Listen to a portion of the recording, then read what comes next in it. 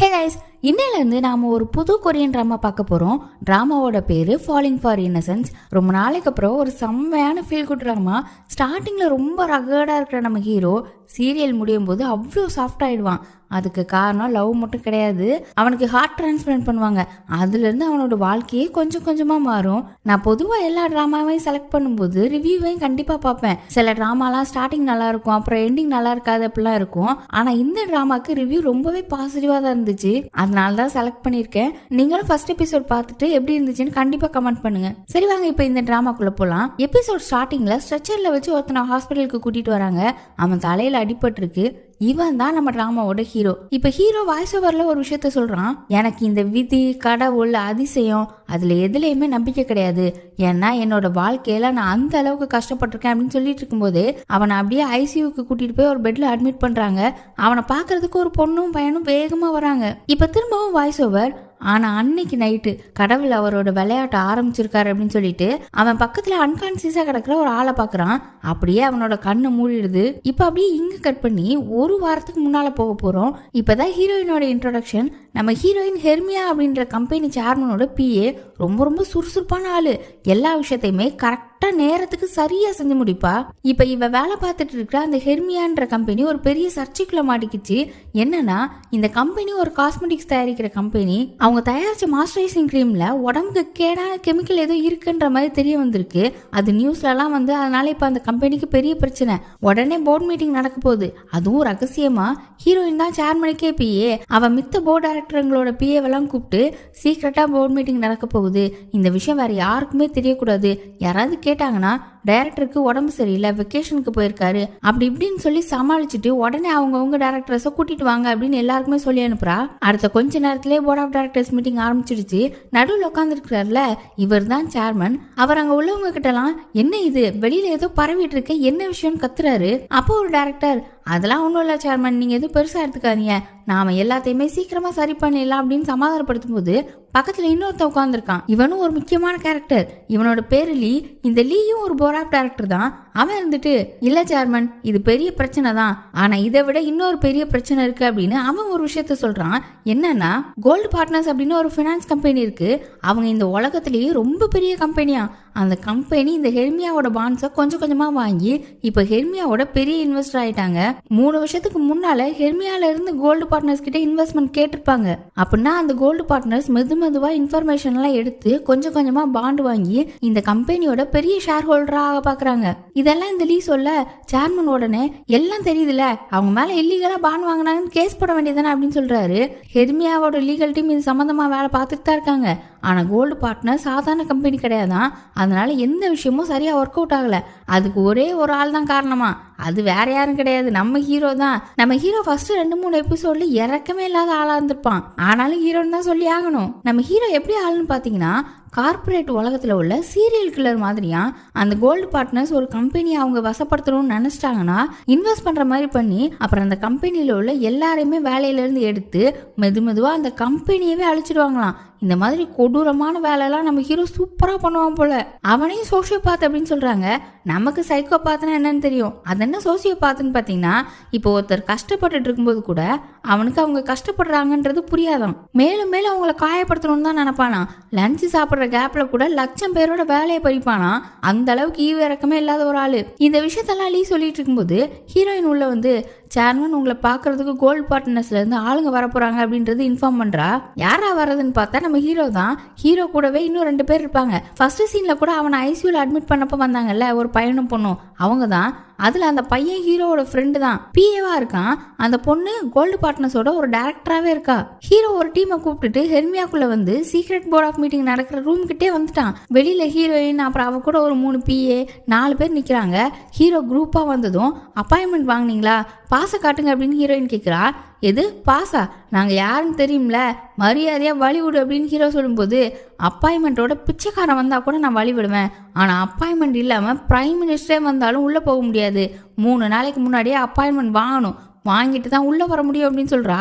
Hero அப்படியே முறைச்சு பார்த்துட்டு இவனுங்க கிட்ட எல்லாம் எதுக்கு பேசிக்கிட்டு வாங்க உள்ள போலாம் அப்படின்னு உள்ள போக பார்க்க இவ கையில ஒரு குட்டி டிவைஸ் மாதிரி வச்சிருக்கா. அதை அழுத்தினதுமே வீல்னு சவுண்டு கொடுக்க ஆரம்பிச்சிருச்சு. 4-5 செக்யூரிட்டி கார்ட்ஸ் வந்து நிக்கிறாங்க. அப்படியே ஒரு பெரிய சண்டை வர போகிற மாதிரி இருக்கு. அதுக்குள்ள சேர்மன் கிட்ட ஹீரோவை பத்தி ஒருத்தன் சொன்னான்ல, லீன்னு ஒருத்தன், அவன் அங்க வந்து மீட்டிங் முடிஞ்சது, சேர்மன் உங்களை பாக்குறதுக்கு ரெடியா இருக்காரு, வாங்க போலாம் அப்படின்னு ஹீரோவோட குரூப்பை கூட்டிட்டு போயிட்டான். ஹீரோ போறதுக்கு முன்னாடி ஹீரோயினை பார்த்து உன் மேல ஒரு கண்ணு வச்சுட்டே இருப்பேன் அப்படின்ற மாதிரி ஆக்ஷன் பண்ணிட்டு போறான். அவனை மதிக்கவே இல்லை. ஹீரோவை மீட்டிங் நடக்கிற ஹாலுக்கு தான் கூட்டிட்டு போயிருக்காங்க. இப்பதான் நமக்கு ஒரு முக்கியமான விஷயம் தெரியுது. இந்த ஹெர்மியாவோட சேர்மன் இருக்கார்ல, அவரு ஹீரோவோட சித்தப்பாவான். அப்புறம் எதுக்கு ஹீரோ இங்க வந்து இப்படி ப்ரெஷர் பண்ணிட்டு இருக்கான்னு பார்த்தா, ஆக்சுவலா இந்த ஹெர்மியான்ற கம்பெனியை உருவாக்குனதே ஹீரோவோட அப்பா தானா. அவரை ஏமாத்தி தான் இந்த சித்தப்பாக்காரர் சேர்மன் ஆயிருக்காரு. ஹீரோக்கு சின்ன வயசா இருக்கும்போதே அவனோட அப்பாவும் அம்மாவும் இறந்து போயிருக்காங்க. அது எப்படின்லாம் நமக்கு இப்ப சொல்லல. இப்ப இந்த சேர்மன் இருந்துட்டு அப்ப பழி வாங்குறதுக்காக தான் நீ இதெல்லாம் பண்ற, இந்த மாதிரி எண்ணத்தோட பிசினஸ் பண்ணணும்னு நினைச்சனா உனக்கும் அப்பா அம்மாவோட நிலைமை தான் அப்படின்னு சொல்றாரு. இப்ப ஹீரோ என்ன ட்ரை பண்றானா, இந்த ஹெர்மியா கம்பெனில நிறைய பாண்ட் வாங்கியிருக்கானா, அப்ப இந்த கம்பெனி அடி வாங்குச்சுன்னா அந்த பாண்டோட வேல்யூ குறையும். ஒரு இன்வெஸ்டரா ஹீரோ அந்த கம்பெனியை கேள்வி கேட்க முடியும். பாண்ட் வச்சிருக்கிறவங்களுக்கு மெச்சூரிட்டி அமௌண்ட்னு மாசம் மாசம் கொடுக்கணும். இப்ப இந்த கம்பெனில நடக்கிற பிரச்சனைனால லாபம் குறைஞ்சிச்சுன்னா அந்த காசை கொடுக்க முடியாம போகும். அதை சொல்லிதான் ஹீரோ பிரச்சனை பண்றான். அவனோட சித்தப்பாவை பழி வாங்க தான் வந்திருக்கான்றது எல்லாருக்குமே நல்லாவே புரியுது. இப்ப அவர்கிட்ட பேசி முடிச்சுட்டு அந்த ரூமை விட்டு வெளியில வர ஹீரோயின் நின்றுட்டு இருக்கா. அவகிட்ட பேசாம போனா எப்படின்னு அவகிட்ட போகும்போதுதான் அவளோட பேச்சுலோட பேரை பாக்குறா. அவனுக்கு தெரிஞ்ச பேர் தான். எப்படின்னு பார்த்தா இவன் அப்பாவுக்கு ஒருத்தர் பிஏவா இருந்திருப்பாரா, அவரோட பொண்ணு தான் நம்ம ஹீரோயினா. நல்லாதான் போச்சு, எல்லாம் தெரிஞ்சவங்க தானேன்னு பார்த்தா ஹீரோக்கு ஹீரோயினோட அப்பா மேலேயும் கொலை வெறி இருக்கு. இப்போ ஹீரோயின் கிட்ட உன் அப்பா செத்து போயிட்டாரு நியூஸ் கேள்விப்பட்டேன், அன்னைக்கு நைட்லாம் எனக்கு தூக்கமே வரல, நான் இன்னும் அந்த ஆளுக்கு கொடுக்க வேண்டியது நிறைய இருக்குன்னு மூஞ்சி பக்கத்துல வந்து சொல்றான். ஹீரோயினோட அப்பாவும் சேர்ந்துதான் ஹீரோவோட அப்பாவை ஏமாத்திருப்பாங்க போல. நான் பழி வாங்கணும்னு நினைக்கிற ஆளோட புண்ணிய முன்னாடி நிக்கிறா. நான் உன்னை ஃபர்ஸ்ட் பார்க்கும்போதே நினைச்சேன் இந்த மூஞ்சை எங்கேயோ பார்த்த மாதிரி இருக்கேன்னு.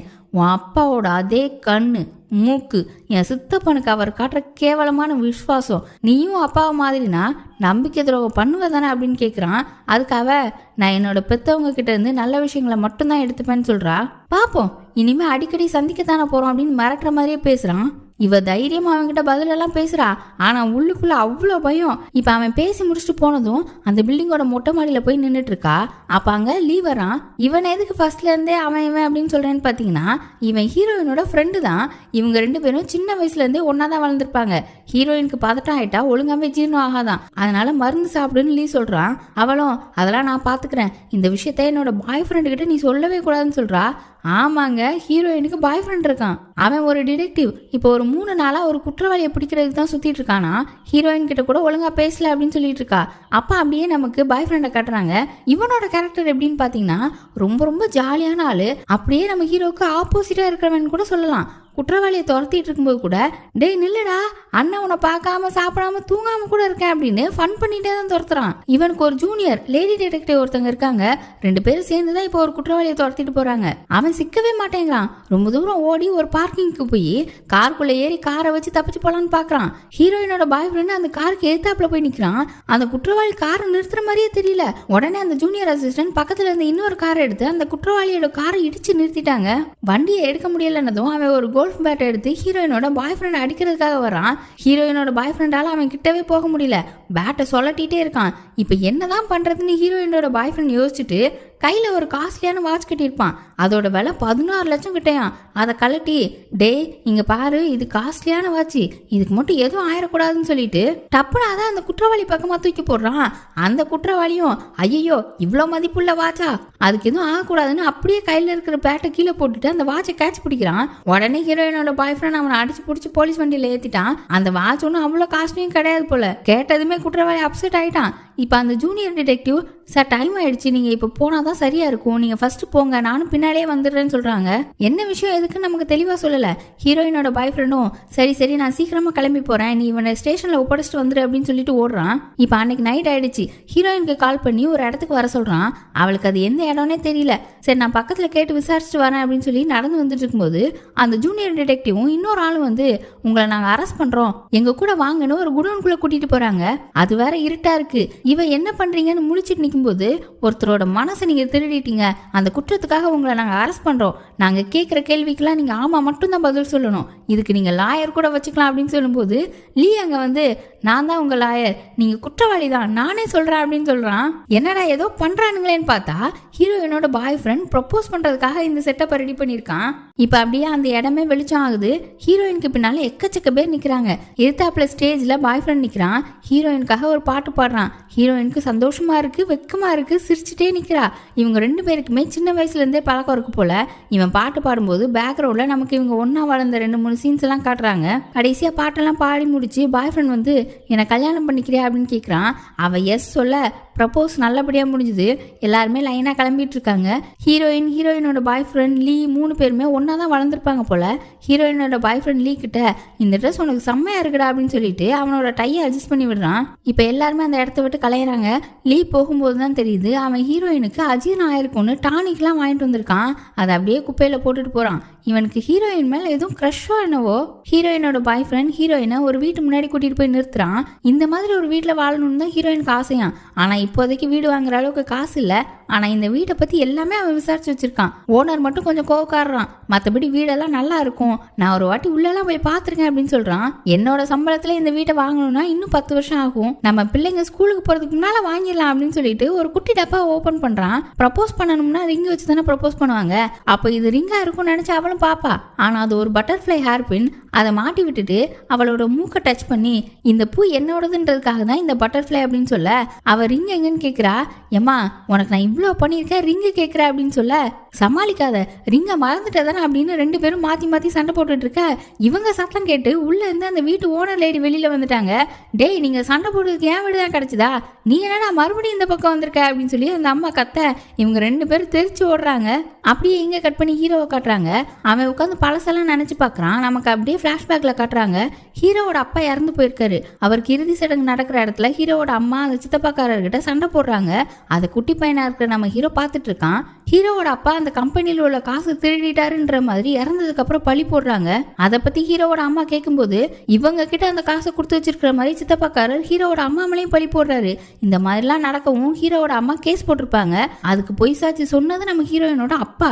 அவர் கோர்ட்ல என்ன சொல்லிடுவார்னா, மக்களுக்கு உதவி பண்றேன் அப்படின்னு சொல்லி ஹீரோவோட அப்பா நிறைய காசு அந்த கம்பெனில இருந்து ஆட்டையை போட்டாராம். அவருக்கு அப்புறம் பொறுப்பை தன்னோட தம்பி கிட்ட கொடுக்க சொல்லி உயில் எழுதியிருக்காரு அப்படின்னு பொய் சாட்சி சொல்லிடுறாரு. இதனால ஹீரோவோட குடும்பத்துக்கு எந்த காசுமே கிடைக்கல.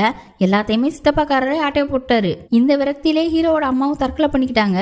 அந்த சின்ன வயசுலேயே ஹீரோ அனாதையா இருக்கான். இது எல்லாத்தையுமே ஹீரோ யோசிச்சு அப்படியே வெறி ஏத்திட்டு இருக்கான். அப்புறம் ஒரு மாத்திரை ஒன்று போடுறான். தூக்க மாத்திரையா என்னன்னு தெரியல. அதை போட்டுட்டு இன்னும் கொஞ்சம் மட்டும் நம்ம தாக்கு பிடிச்சா போதும் அப்படின்னு அவனுக்கு அவனே பேசுறான். இப்ப அடுத்த நாள் ஆயிடுச்சு. ஹெர்மியால காட்டுறாங்க. அந்த கம்பெனிக்கு ஒரு பெரிய பிரச்சனை வந்துச்சுல, மாஸ்டரைசர் ஒரு கேடான கெமிக்கல் கலந்துருக்குன்னு. அந்த விஷயம் இவங்க தடுக்க முடியாத அளவுக்கு பெருசா போயிடுச்சு. என்ன பண்றதுன்னு சேர்மன் லீ கிட்டையும் இன்னொரு டைரக்டர் கிட்டையும் உட்காந்து டிஸ்கஸ் பண்ணிட்டு இருக்காரு. அந்த ஆபத்தான கெமிக்கல் கலந்த ஆளை டிஸ்மிஸ் பண்ணிட்டு அதை ஒரு பெரிய விஷயமா நியூஸ்ல எல்லாம் சொல்லி இன்னும் நம்ம கம்பெனியை பிரபலப்படுத்தலாம் அப்படின்னு பேசிக்கிறாங்க. ஆனா இதுல ஒரு பிரச்சனை இருக்கு. என்னன்னா அந்த கெமிக்கல் கலந்த ஆளையே காணும். அவர் போன வாரமே வேலையை ரிசைன் பண்ணிட்டு எங்கேயோ தலைமறைவாயிட்டாராம். இதெல்லாம் கூட்டி கழிச்சு பார்த்தா அப்ப இது அந்த கோல்டு பார்ட்னரோட வேலையா தான் இருக்குமோ, ஹீரோ தான் இதுக்கு பின்னால இருப்பானா என்னமோ அப்படின்னு ஒரு சந்தேகம் வருது. இப்பதான் நம்ம ஹீரோவை காட்டுறாங்க. அவன் ஹாஸ்பிட்டல்ல செக்அப்க்கு போயிருக்கான். எதுக்குடா திடீர் செக்அப்னு பார்த்தா நம்ம ஹீரோக்கு ஹார்ட்ல ஒரு பெரிய பிரச்சனை இருக்கு. இந்த பிரச்சனையால தான் அவனோட அப்பா கம்மியான வயசுல இறந்து போயிருப்பாரு. இவனுக்கு இந்த நோய் இருக்குன்னு இவன் முன்னாடியே கண்டுபிடிச்சிருக்கான். அந்த நோய் வந்தா 5 வருஷம் தான் தாக்கு பிடிக்க முடியுமா. எப்படியோ ட்ரீட்மெண்ட்லாம் பண்ணி இவ்வளவு தூரம் தாக்கு பிடிச்சிருக்கான். இவனை செக் பண்ற டாக்டர் இவங்க ஃபேமிலி டாக்டர் போல. இவனோட அப்பாவுக்கு இந்த நோய் இருந்ததெல்லாம் அவருக்கு தெரிஞ்சிருக்கு. இப்போ ஹீரோ கிட்ட 6 மாசமாவது தாங்கணும்னு நினைச்சேன், ஆனா இப்போ 1 மாசம் தாக்கு பிடிக்கிறதே கஷ்டம்னு சொல்லிட்டாரு. ஹீரோ இது எல்லாத்துக்குமே தயாரா இருக்கணும் தான். அதனால பெருசா ஒன்னும் ரியாக்ட் பண்ணல. இருந்தாலும் இவன் உயிர் வாழ்றதுக்கு ஒரு வழி இருக்கு, ஹார்ட் டிரான்ஸ்பிளான்ட். அது பண்ணா உயிரை காப்பாற்ற வாய்ப்பு இருக்கு. ஆனா அதுலயும் ஒரு பிரச்சனை, இவனுக்கு மேட்ச் ஆகிற மாதிரி ஹார்ட் கிடைக்கிறதுக்கு ஒரே 1% தான் வாய்ப்பு இருக்கான். அந்த 1% நம்பிலாம் என்னால வாழ முடியாது, எனக்கு பார்க்க வேண்டிய வேலை நிறைய இருக்கு அப்படின்னு சொல்லிட்டு அங்கிருந்து கிளம்பிட்டான். இவனோட சித்தப்பாவை இந்த 1 மாசத்துக்குள்ள பழி வாங்கிடலாம் நினைக்காம போல ஹெர்மியாவோட மேனுஃபேக்சரிங் ஃபேக்டரியை விற்கிறதுக்காக ஒரு சேல் டீமை கூட்டிட்டு அந்த ஃபேக்டரி இருக்கிற இடத்துக்கு கிளம்பிட்டான். இந்த கோல்டு பார்ட்னர்ஸ் ஹெர்மியாவை ஆக்கிரமிக்கிறதுக்காக தான் பிளான் போட்டு உள்ள வந்திருக்காங்க. ஆனா எல்லாத்தையுமே ஒரு ப்ரொசீஜர் படி மெதுவா தானே பண்ண முடியும். ஆனா ஹீரோக்கு 1 மாசம் தான் டைம் இருக்குன்றதுனால இவனே எல்லாத்தையும் பண்ணிடலான்னு பாக்குறான். இப்ப அந்த ஃபேக்டரிக்கு ஆளுங்களை கூட்டிட்டு போயிருக்கான். அந்த ஃபேக்டரி ஊரை விட்டு கொஞ்சம் தள்ளி ஒரு கிராமத்துல தான் இருக்கு. அது எந்த இடம்னு பார்த்தா ஹீரோயினோட பாய் ஃப்ரெண்ட் இருக்கானா அவனோட ஊர் தான். அந்த ஃபேக்டரியில தான் அவனோட அப்பாவும் வேலை பார்க்குறாரு. இன்னைக்கு அவரை பார்த்து கல்யாண விஷயத்த பேச போறாங்க போல. அதுக்காக ஃபர்ஸ்ட் ஹீரோயின் அவரை பார்க்க ஃபேக்டரிக்கு போயிட்டா. பாய் ஃப்ரெண்ட் இப்போதான் ஸ்டேஷன்ல இருந்து கிளம்பி வந்துட்டு இருக்கான். அப்படின்னா எல்லாரும் ஒரே இடத்துல கூட போறாங்க. லீ இருக்கான்ல, அவனோட அப்பாவும் இந்த ஃபேக்டரியில செக்யூரிட்டியா வேலை பார்க்குறாரு. லீ அந்த கம்பெனில போர்ட் டைரக்டரா இருக்கான். ஆனாலுமே இவர் வேலையை விடக்கூடாதுன்றதுக்காக செக்யூரிட்டியா இருக்காரு போல. இவருமே ஹீரோயின் கூட ஹீரோயின் பாய் ஃப்ரெண்டோட அப்பா கூட எல்லாம் நல்லா பேசுறாரு. எல்லாருமே ஒரே ஊருன்றனால க்ளோஸா இருக்காங்க. ஹீரோயின் பாய் ஃப்ரெண்ட் வீட்டுல தான் இன்னைக்கு நைட்டு டின்னருக்கு கூடுறாங்க போல. அதனால லியோட அப்பாவையும் டின்னருக்கு கூப்பிடுறாங்க. அடுத்து கொஞ்ச நேரத்துல ஹீரோ இந்த ஃபேக்டரியை விற்கிறதுக்காக சேல்ஸ் டீமை கூட்டிட்டு உள்ள வரான். ஹீரோயின் வேற அங்கதானே இருக்கா. அவளை பார்த்ததுமே வம்சாவளியா நாய் வேலை பார்க்குற ஆளுங்க இங்கதான் இருக்கீங்களா அப்படின்னு கேவலப்படுத்துறான். அப்புறம் கூட்டிட்டு வந்த டீமை வச்சு அங்க வேலை செய்யற எல்லாரையுமே வெளியே அனுப்ப பாக்குறான். அப்ப ஹீரோயின் இருந்துட்டு யாருமே வெளியே போகாதீங்க, அபிஷியலா எந்த ஸ்டேட்மெண்ட்டுமே வரல அப்படின்னு சொல்றா. ஹீரோ எப்படி சும்மா இருப்பான்?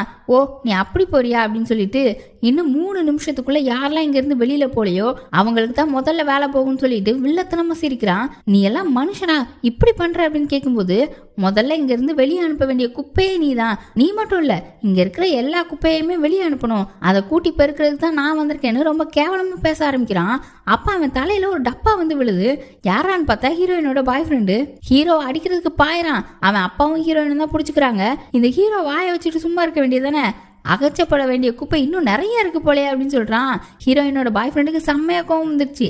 எல்லாரையும் தள்ளி விட்டுட்டு ஹீரோ மூஞ்சிலே 2 குத்து, அப்புறம் கீழே தள்ளி அடி பின்ன ஆரம்பிச்சுட்டான். ஹீரோ சைடும் ஆளுங்க வந்தாங்கல்ல, எப்படியோ மாத்தி மாத்தி பிடிச்சி இப்ப எல்லாருமே ஸ்டேஷன்ல உட்காந்துருக்காங்க.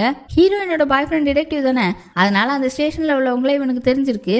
ஏதாச்சும் பேசி செட்டில்மெண்ட்டுக்கு வர சொல்றாங்க. ஆனா இவன் அதெல்லாம் முடியாது, எனக்கு என்ன தண்டனைன்னு சொல்லுங்க, ஃபைன் கட்டிக்கிறேன், இல்லைன்னா ஜெயிலுக்கு போய்க்கிறேன் அப்படின்னு சொல்றான். இவன் இப்பெல்லாம் பேசுறது நம்ம ஹீரோக்கு திமிர பேசுற மாதிரியே இருக்கு. கண்டிப்பா கேஸ் கொடுப்பேன், உன்னை உண்டு எல்லாம் பண்ணிருவேன்னு அவனும் பேசிட்டு இருக்கான். நம்ம லீ இருக்கான்ல, அவன் லாயர் தான். அவன் இப்போ ஸ்டேஷனுக்கு வந்து ஹீரோயின் பாய் ஃப்ரெண்ட் சைடு லாயரா இருக்கேன் அப்படின்னு வந்திருக்கான். ஹீரோவோட சைடுக்கு ப்ராசிக்யூட்டரே வந்திருக்காரு. நல்ல வேலையா அந்த ப்ராசிக்யூட்டருக்கும் லீக்கும் முன்னாடியே பழக்கம் இருந்திருக்கு.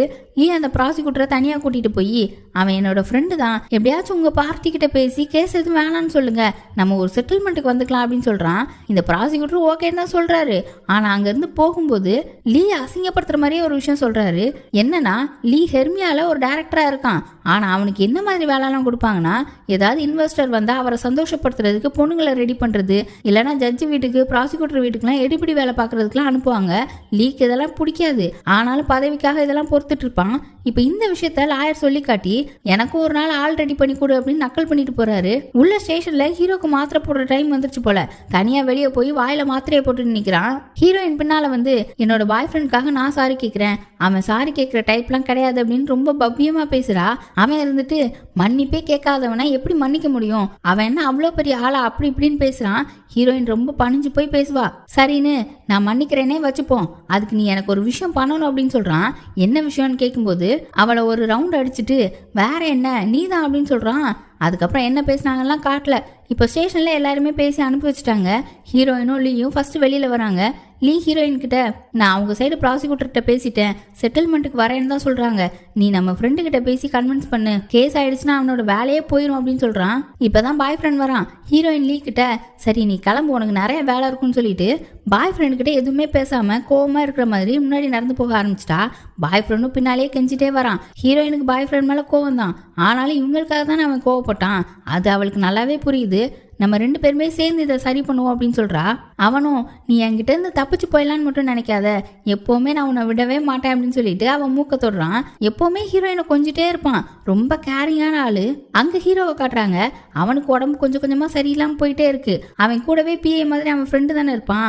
அவன் ஹாஸ்பிட்டல் போலாம்னு கேட்கும்போது அதை விட ரொம்ப முக்கியமான வேலைலாம் இருக்கு, நாளைக்கு இன்வெஸ்டர்ஸ் எல்லாம் அந்த சேர்மன் கூட மீட்டிங் போடுறாங்களாம், அது என்ன ஏதுன்னு விசாரி, எனக்கு பிரச்சனைனா நான் டாக்டர் கிட்ட போய்ப்பேன், என்னை பத்தி எதுவும் கவலைப்படாதுன்னு அனுப்பி வைக்கிறான். இன்னொரு பக்கம் ஹீரோயினை வீட்டுல விடுறதுக்கு தான் பாய் ஃப்ரெண்ட் இவ்வளவு தூரம் நடந்து வந்திருக்கான் போல. இப்ப அவளை ஹக் பண்ணி லவ் யூலாம் சொல்லிட்டு அனுப்பி வச்சுட்டு அவன் கிளம்பிட்டான். அவன் அங்க இருந்து போனதும் ஹீரோயின் ஹீரோவுக்கு கால் பண்றா. ஏன்னா அவன் அப்போதைய ஸ்டேஷன்ல அவகிட்ட எல்லாரையும் அனுப்பி வச்சுட்டு எனக்கு கால் பண்ணுன்னு தான் சொல்லியிருந்திருப்பான். இப்ப அவ கால் பண்ணதும் ஒரு ஹோட்டல் ரூமுக்கு வர சொல்றான். ஹோட்டல் ரூம்னு சொன்னதுமே ஹீரோயினுக்கு அதிர்ச்சி தான்.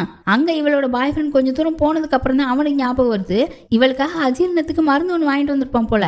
அதை கொடுக்காம வந்துட்டோமேனு திரும்ப அவளோட தெருவுக்கு போறான். அவ கரெக்டா டாக்ஸி ஏறி போறா. இவன் ஒண்ணு என்னடா இப்பதானே வீட்டுக்குள்ள அனுப்பி வச்சோம், மறுபடியும் டாக்ஸில போறாளேன்னு அவளுக்கு கால் பண்றான். ஆனா அவ கால் அட்டன் பண்ணல.